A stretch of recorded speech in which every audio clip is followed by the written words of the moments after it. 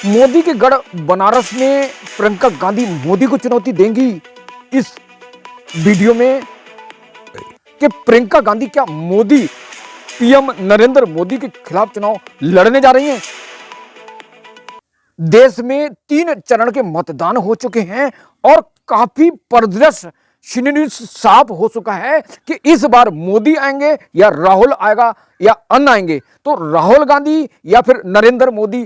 तो जिस तरह का परिदृश्य बना है उससे पहले चरण, दूसरे चरण और तीसरे चरण में जिस तरह मतदाताओं ने अपना रुझान दिखाया है, तो उससे साफ हो रहा है कि इस बार भाजपा के लिए मुसीबत है। जिस तरह कांग्रेस पार्टी ने जो मैनिफेस्टो बनाया, न्याय पत्र बनाया है, घोषणा पत्र बनाया है, उस घोषणा पत्र पे भारतीय जनता पार्टी आक्रोश में है और उस घोषणा पत्र को कांग्रेस की जनता पसंद कर रही है। क्या घोषणा पत्र है आपको जानकारी होगी, फिर भी मैं बता दूं, 30 लाख नौकरी, किसानों के कर्ज माफ और युवाओं और महिलाओं को 1 लाख रुपए प्रति साल दिया जाएगा। तो अब जिस तरह उत्तर प्रदेश का जो सूबा है यूपी का, भारत का सबसे बड़ा यूपी, जिसमें भारतीय जनता पार्टी कांग्रेस को सफाया करना चाहती, कांग्रेस के गढ़ को, कांग्रेस को धराशायी करना चाहती थी कि तीसरी बार में, तीसरे टर्म में भारतीय जनता पार्टी कांग्रेस को परकच्चे उड़ा देगी, खत्म करवा देगी।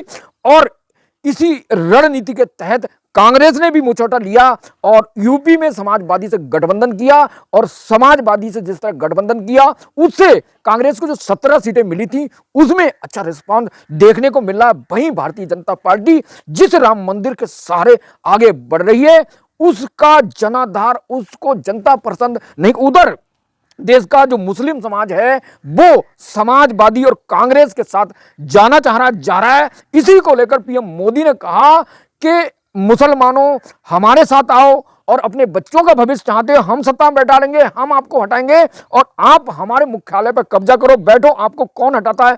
तो मोदी और भाजपा के अंदर कहीं ना कहीं छटपटाहट है कि जो मुस्लिम वर्ग है, मुस्लिम समुदाय है, वो उससे दूर जा रहा है। एक बयान में मोदी ने कहा कि जब तक मैं जिंदा हूं धर्म के आधार पर मुसलमानों का आरक्षण नहीं लेने दूंगा। तो मोदी और भाजपा की इन तीखे वचनों, बातों के चलते, स्पीच के चलते मुस्लिम उससे छिटक रहा है, भाग रहा है। 4 चरण का मतदान है और निर्णायक देश में जो राजपूत समाज है, जो यादव है, जो एससी है और जो मुस्लिम है, यही निर्णायक भूमिका निभाएंगे। देश में हिंदी पट्टी के राज्यों में मोदी को लाने या हटाने में अहम भूमिका निभाएंगे। तो 3 चरणों से साफ हो गया कि इस बार मोदी के लिए कांटों का ताज कांग्रेस बना रही है। वो कितना सशक्त, कितना दम है, वो 3-4 जून में पता चलेगा कि मोदी आएंगे या फिर राहुल आएंगे।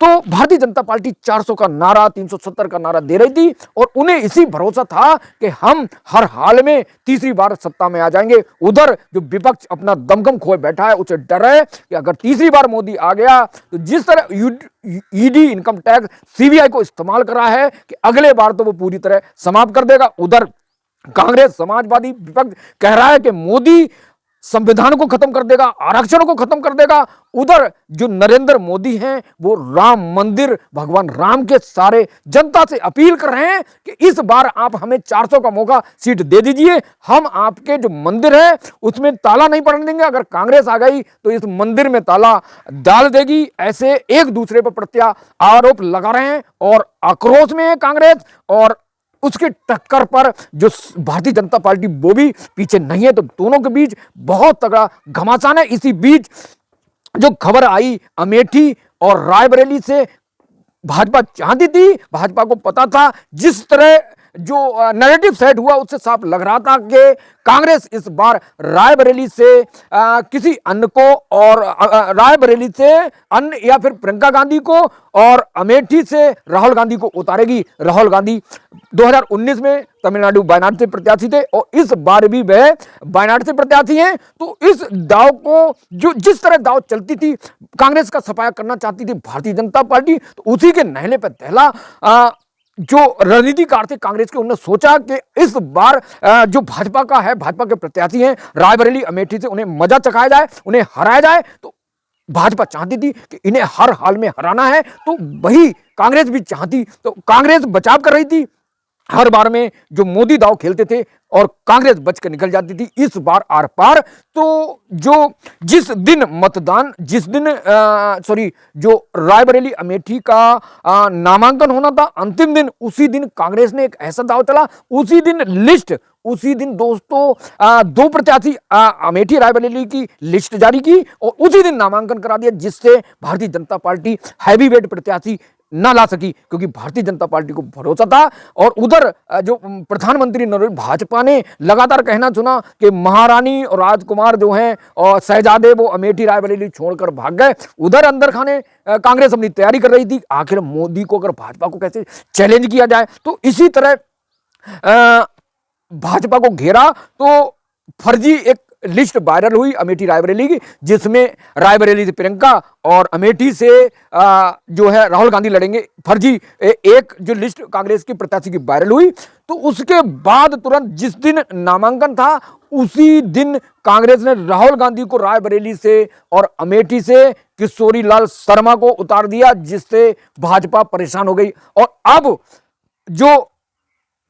बनारस है, उत्तर प्रदेश की वाराणसी, जो काशी विश्वनाथ बाबा की धरती है, वहां से कांग्रेस पार्टी प्रधानमंत्री नरेंद्र मोदी को चैलेंज देने के लिए प्रियंका गांधी को उतारने की चर्चा जो चल रही है, उस पर जो शीर्ष कांग्रेस नेतृत्व है उसको फैसला लेना है। तो जो यूपी का जो कांग्रेस कमेटी है उसने एक लिस्ट भेजी है शीर्ष कांग्रेस नेतृत्व को, इस बार जो प्रधानमंत्री नरेंद्र मोदी की टक्कर पर कांग्रेस से प्रियंका गांधी वाड्रा को लड़ाया जाए।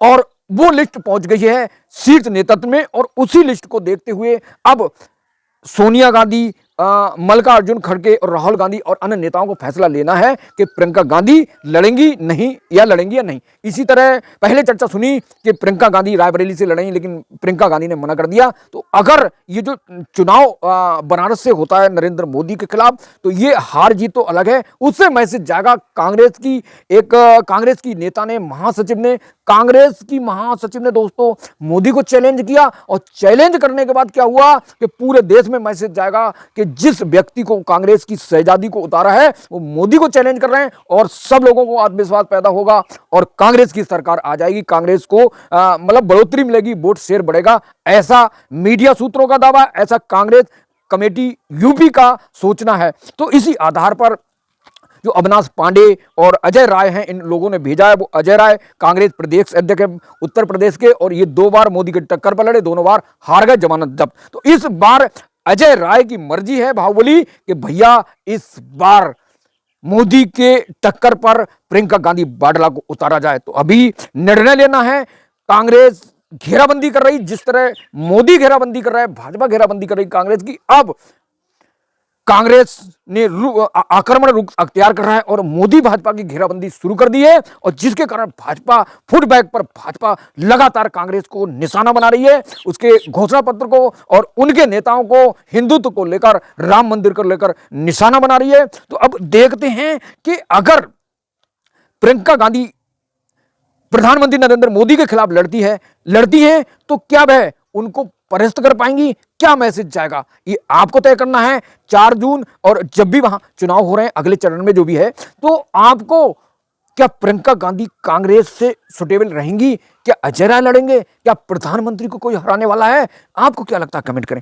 तो 2019 में कि जो रणनीति बनाई थी भाजपा ने जो यूपी में अमेठी से राहुल हराने की, वो हिट रही, और इस बार भी भाजपा की जो रणनीति थी स्मृति ईरानी को हराने को, कांग्रेस को घेरने को, वो भी हिट रहती। लेकिन एंड टाइम पे राहुल को हराना टारगेट था भाजपा का कि राहुल हार जाएंगे, तो ये मैसेज जाएगा कि हमने एक शहजादे को, एक प्रधानमंत्री के दावेदार को हरा दिया। तो जिसको हराने के बाद कांग्रेस का मनोबल नीचे चला जाएगा, तो उसके एवज में अब कांग्रेस की जो शहजादी हैं, जो प्रियंका गांधी वाड्रा हैं, वो मोदी के टक्कर पर लड़ेंगी। तो अब इसका मैसेज आपको लग रहा है क्या जाएगा देश में।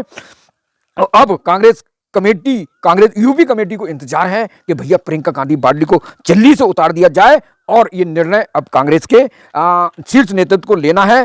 तो इस तरह प्रियंका गांधी को राजनीति में फिर से प्रोजेक्ट किया जा रहा है और बार बार राहुल गांधी की भाजपा मजाक बनाती, उन्हें बहुत बार प्रोजेक्ट किया गया, बहुत बार लॉन्च किया, हर बार फेल हुए। तो इस बार बड़ा घमासान है कांग्रेस और भाजपा के बीच और इस घमासान को देखते हैं कि भाजपा उखड़ जाएगी या भाजपा कांग्रेस को खत्म कर देगी।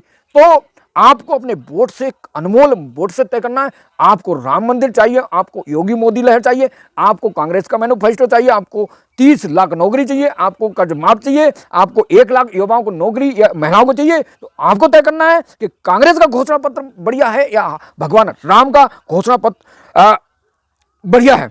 दोस्तों, जिस दिन कांग्रेस का मनो इस बार बढ़ेगा, उधर कांग्रेस बनारस से प्रियंका गांधी को मैदान में उतारने के बारे में सोच रही है और ये दोनों मोदी को मुसीबत कम नहीं हो रही है।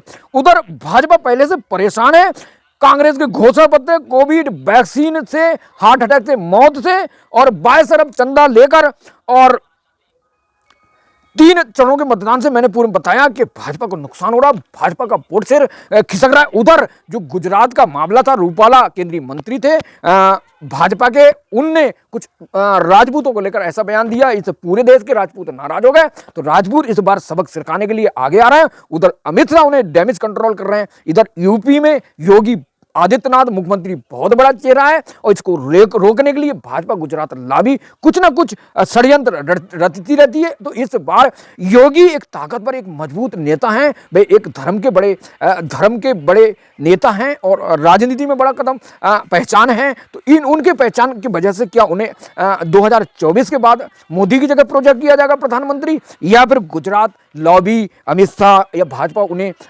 फिर जो सीएम पद है, मुख्यमंत्री पद है, उससे हटा देगी। तो अभी बताना मुश्किल है दोस्तों। लेकिन अमित शाह लगातार यूपी के जो ठाकुर बिरादरी के लोग हैं, जो मोदी के खास लोग हैं, जैसे धनंजय सिंह, राजा भैया और जो अभय सिंह हैं, ये लोगों के संपर्क में भाजपा अमित शाह लगे हुए हैं। और क्या रणनीति है, क्या योगी को हटाएंगे, क्या योगी को और मजबूत करेंगे, तो बताना मुश्किल है। लेकिन चर्चाएं नेगेटिव पॉजिटिव चलती रहती हैं और सूत्रों का आधार होता है, इनका कोई पुख्ता आधार नहीं होता है। तो योगी उत्तर प्रदेश का बेशकीमती नाम है और योगी की वजह से ही यूपी में कमल खिल रहा है और कमल आगे बढ़ रहा है। नहीं तो अमित शाह मोदी की वजह से ये यूपी का विनाश हो जाता, यूपी में भाजपा का सफाया हो जाता।